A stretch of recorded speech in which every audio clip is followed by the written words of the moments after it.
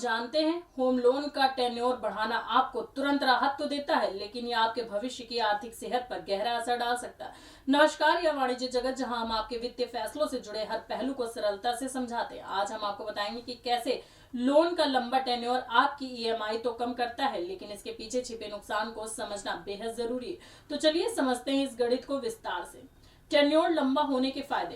पहला, छोटी ईएमआई। जब लोन का टेन्योर बढ़ता है तो ईएमआई का बोझ कम हो जाता है। इससे मासिक बजट मैनेज करना आसान हो जाता है। उदाहरण के तौर पर अगर हम बात करें तो अगर आपकी ईएमआई 30,000 रुपए थी और टेन्योर बढ़ाने पर या 20,000 हो जाती है तो आपके पास हर महीने 10,000 रुपए की अतिरिक्त बचत हो सकती है। अन्य खर्चों में सहूलियत। कम ईएमआई होने से आप अपने बच्चों की शिक्षा, स्वास्थ्य या किसी अन्य जरूरी खर्च को आसानी से मैनेज कर सकते हैं। टेन्योर लंबा होने के नुकसान।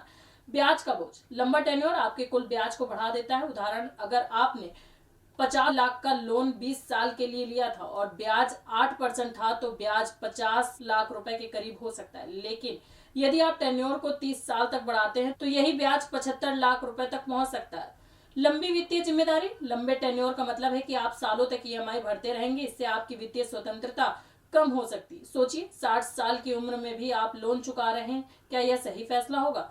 अन्य निवेश पर असर। ईएमआई लंबे समय तक चुकाने से आपके पास निवेश के लिए पैसे नहीं बचते। इसका असर आपके रिटायरमेंट प्लान और दूसरी वित्तीय योजनाओं पर पड़ सकता है।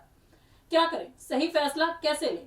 प्री पेमेंट का विकल्प। जब भी आपको बोनस या अतिरिक्त आय मिले तो लोन का कुछ हिस्सा प्री पे कर दें। इससे टेन्योर कम होगा और ब्याज भी घटेगा। लोन रिफाइनेंस करें। यदि ब्याज दर अधिक है तो आप अन्य बैंकों से सस्ते ब्याज दर पर लोन ट्रांसफर करवा सकते हैं।